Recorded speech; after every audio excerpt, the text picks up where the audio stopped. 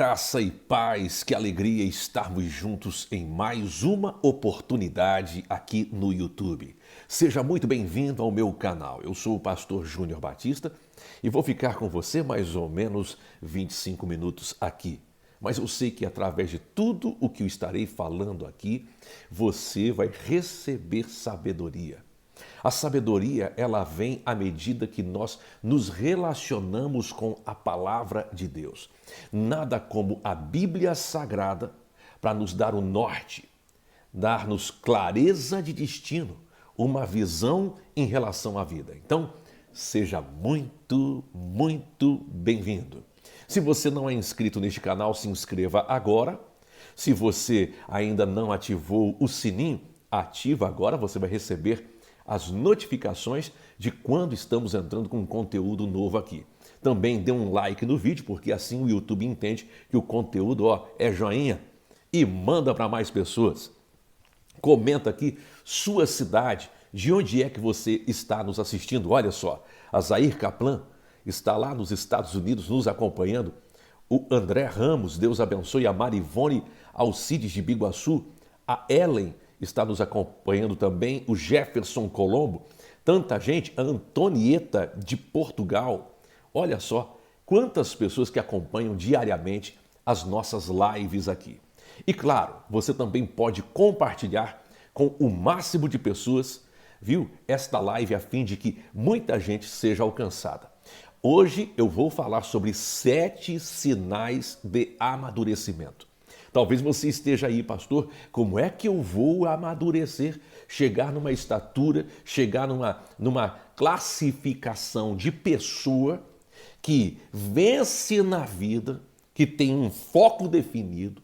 O que é foco? Atenção concentrada num objetivo. Como é que eu posso viver este nível de vida? Então, justamente eu quero caminhar com você nesta oportunidade, nestes 7 sinais de amadurecimento. Eu e você precisamos disto e eu sei que vai ser de, muito valia para abençoar a sua vida. Olha só o que diz a palavra de Deus em Salmos 90, 12. Salmos 90 e 12. Diz assim: ensina-nos a contar os nossos dias para que o nosso coração alcance sabedoria. Ora, maturidade é um estado que todas as pessoas devem buscar alcançar.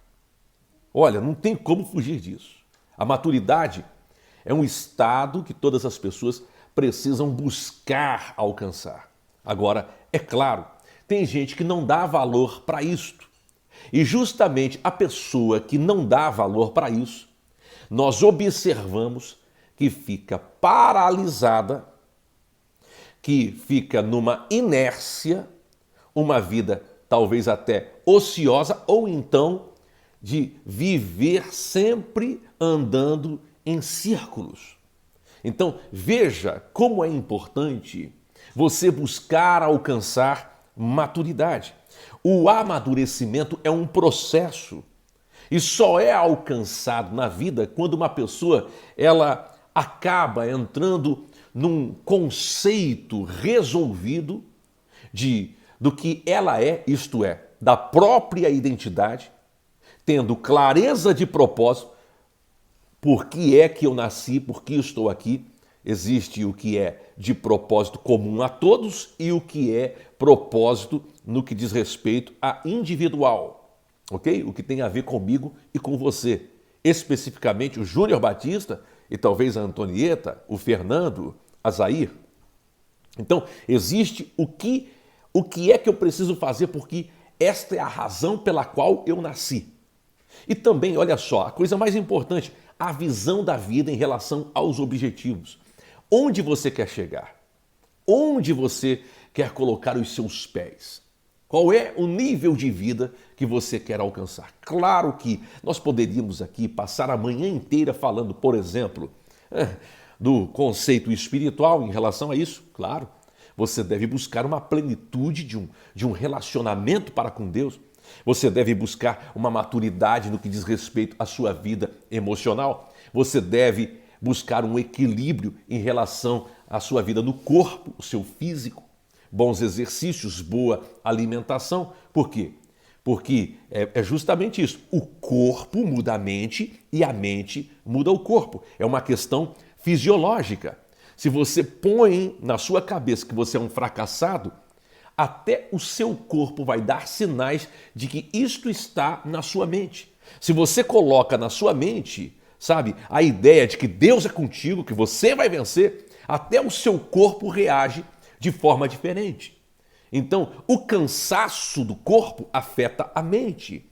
O cansaço da mente afeta o corpo. Você precisa estar sempre atento para buscar equilíbrio no que diz respeito ao seu físico, ao seu corpo. Você deve estar buscando sempre crescimento e maturidade nas suas emoções, submetendo as emoções à razão.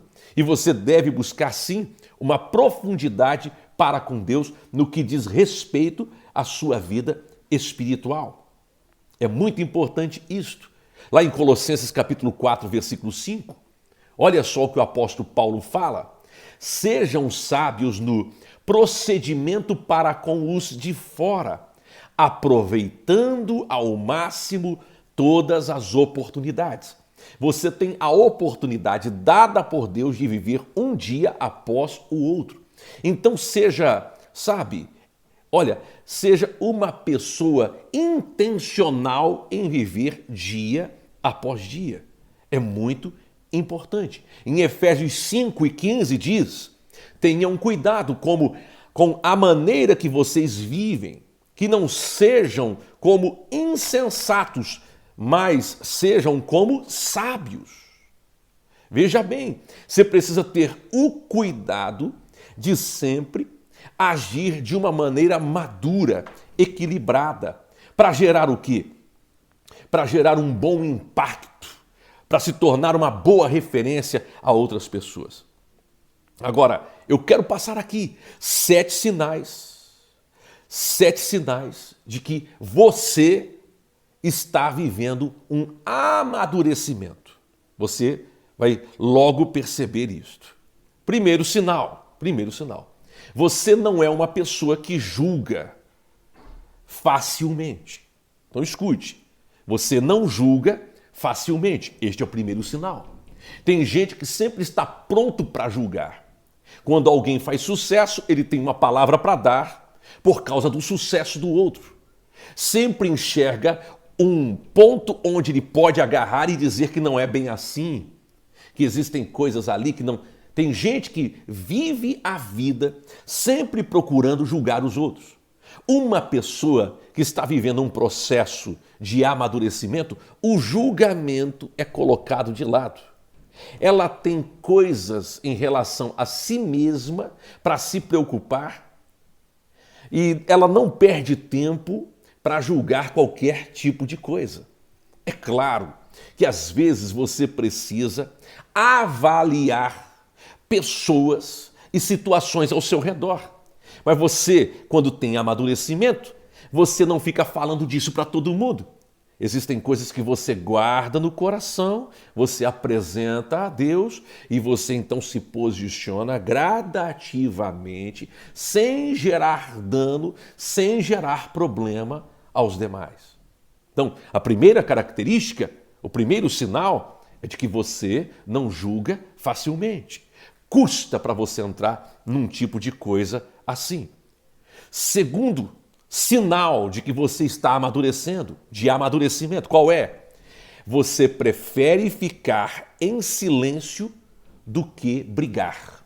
Olha só, você prefere ficar em silêncio do que brigar. Tem gente que é pronta sempre para brigar, para discutir. Olha só o que diz Colossenses capítulo 4, versículo 6. O seu falar seja sempre agradável e temperado com sal, para que saiba como responder a cada um. Existem momentos que é melhor ficar em silêncio. É melhor guardar o coração. É melhor privar o coração de uma informação do que falar e ser mal interpretado.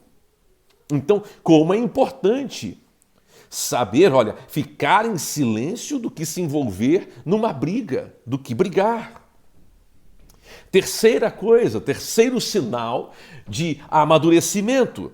Qual é o terceiro? Conversa fiada não te atrai.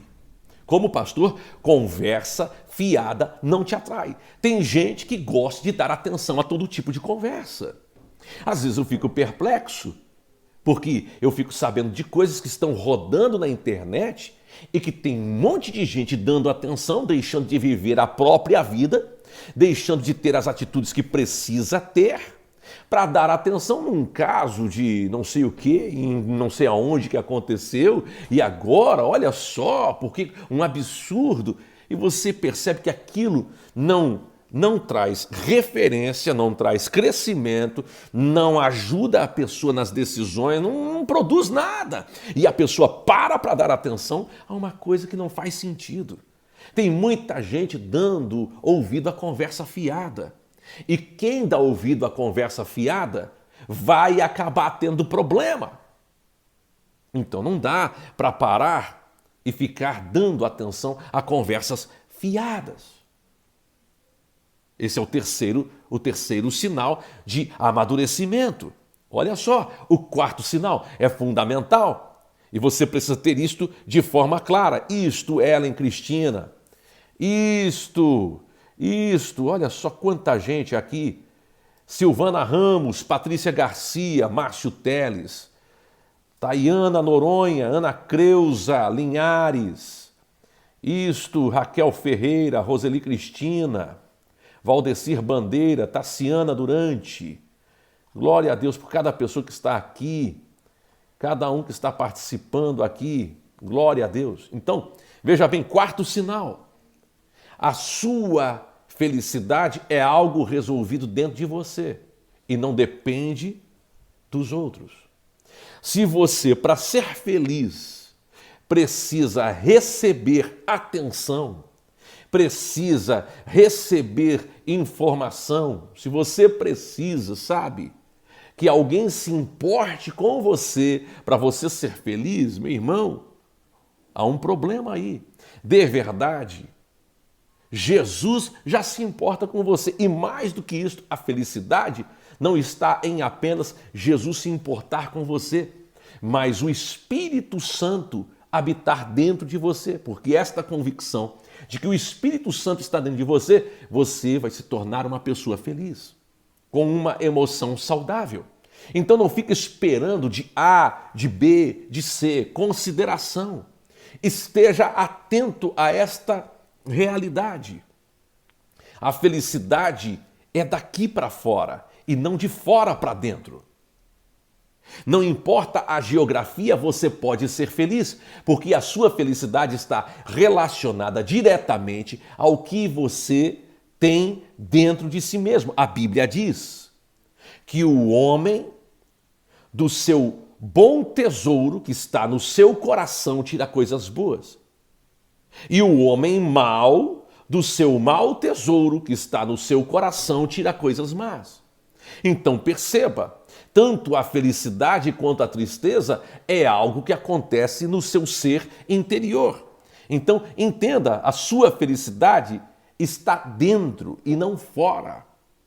Se você tem felicidade dentro de si, logo ao seu redor, você vai ser intenso e fazer com que os outros sejam abençoados por aquilo que você tem dentro de si. Como é importante isto, meu irmão. Este é o quarto sinal. Quinto sinal, meu Jesus, isto aqui é muito importante. Você enfrenta problemas. Meu Deus do céu, quinto sinal. Você enfrenta problemas. Eu conheço muitas pessoas que fogem dos problemas. É claro que você tem que ter expertise, cuidado, sabedoria, sabe, para enfrentar os problemas. Você tem que ter cuidado para enfrentar os problemas. Olha, é importante, problema, todos nós vamos enfrentar. Todos nós vamos enfrentar. Então, olha, você precisa entender que quando os problemas surgem, quando os problemas estão diante de você, você precisa pensar que os problemas são oportunidades. E olha o que diz a palavra de Deus em Efésios 5:16. Aproveitando ao máximo cada oportunidade, porque os dias são maus. Isto significa que nos dias em que você vive, você vai enfrentar discórdias, conflitos, problemas. Você vai enfrentar crises, oposições, inimizades. E você precisa pensar que cada problema é uma oportunidade. O que é que eu posso aprender? Quais lições posso tirar? Como é que este problema aconteceu? O que é que eu preciso mudar? O que é que este problema pode me ensinar ao mesmo tempo? Quais são os proveitos? Como é que este problema pode me alavancar, me impulsionar? Escute o que eu vou falar. Na crise que nós vivemos de 2020 para cá, por causa de uma série de fatores, muita gente reclamou demais. Mas eu tenho na minha equipe, eu tenho pessoas próximas de mim que viveram viradas extraordinárias, que alcançaram grandes resultados em meio a toda esta crise. Se aproximaram mais de Deus, prosperaram, multiplicaram as finanças. Gente que estava falida, quebrada, com dívidas enormes, supriram as dívidas. Tudo debaixo de palavra profética, tudo debaixo de uma semente da palavra de Deus, tudo debaixo de oração, mas viveram isso, esta mudança. Então, você precisa olhar para os problemas sabendo que em meio aos problemas existem oportunidades de Deus dadas a você. Como é importante isto. Então, é isso aí. Este é o quinto sinal. Qual é o sexto sinal?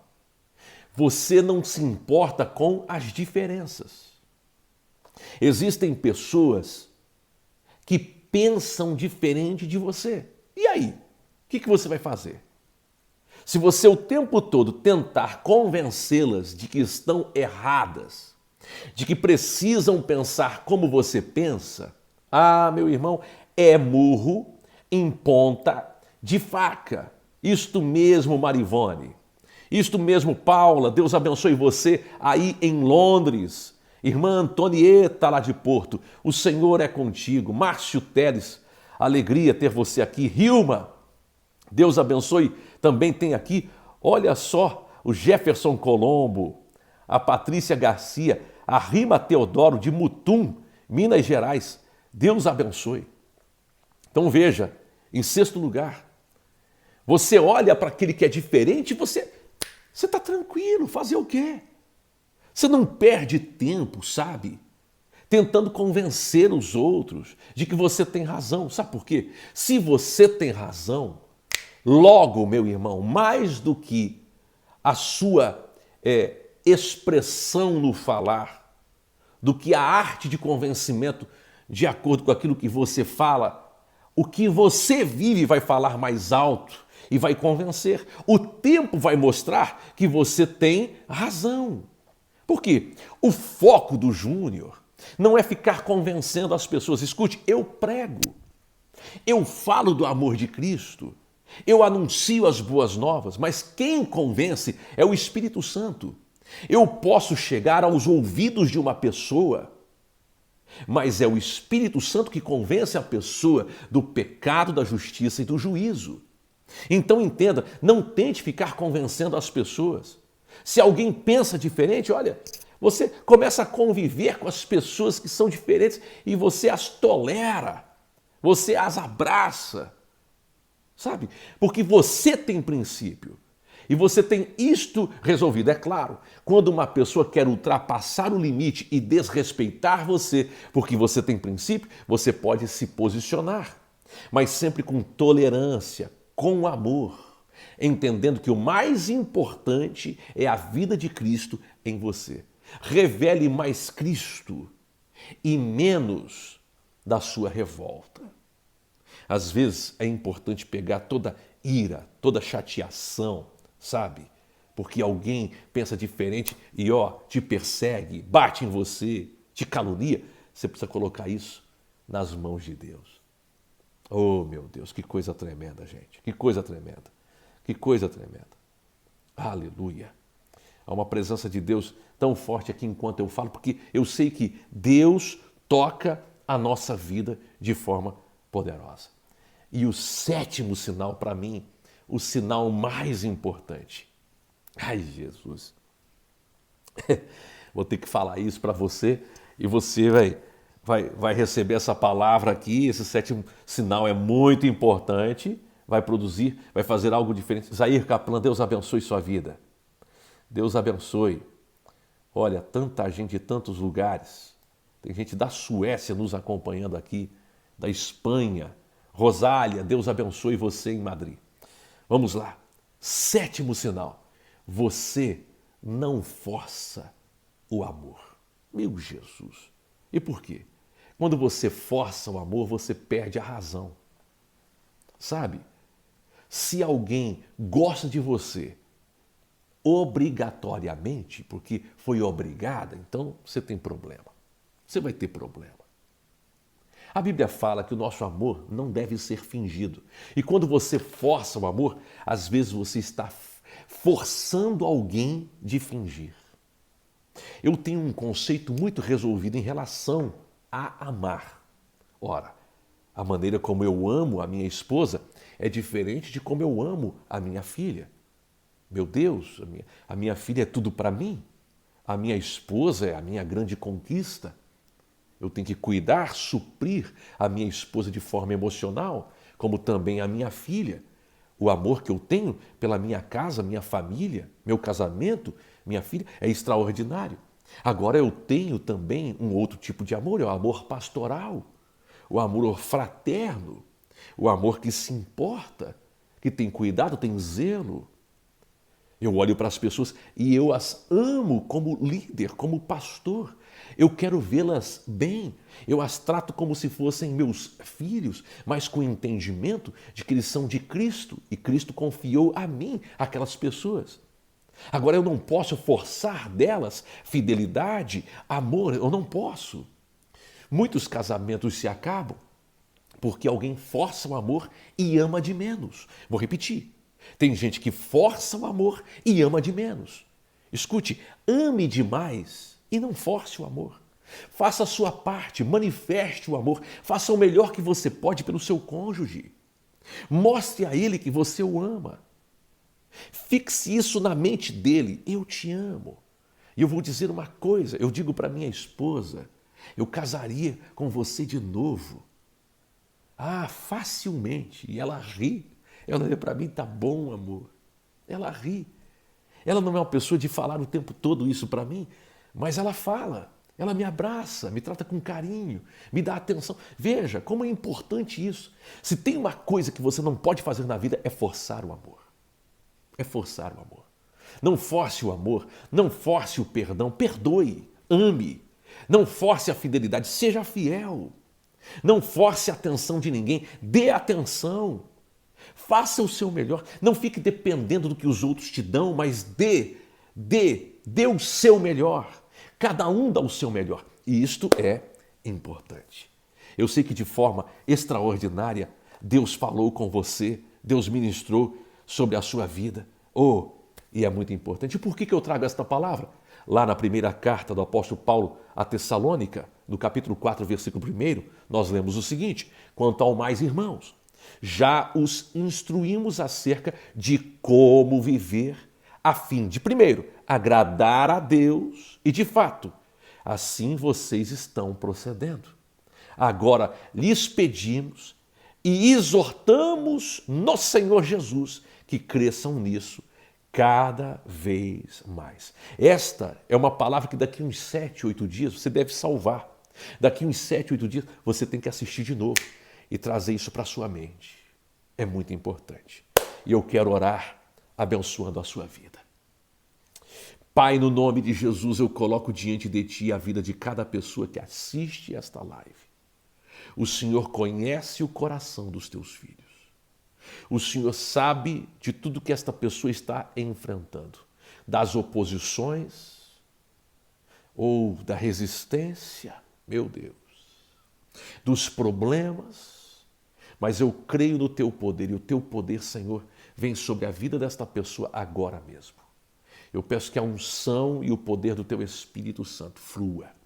Venha sobre o Teu filho, sobre a Tua filha. Que portas sejam abertas, que esta palavra traga luz na mentalidade, clareza nos objetivos e no destino desta pessoa.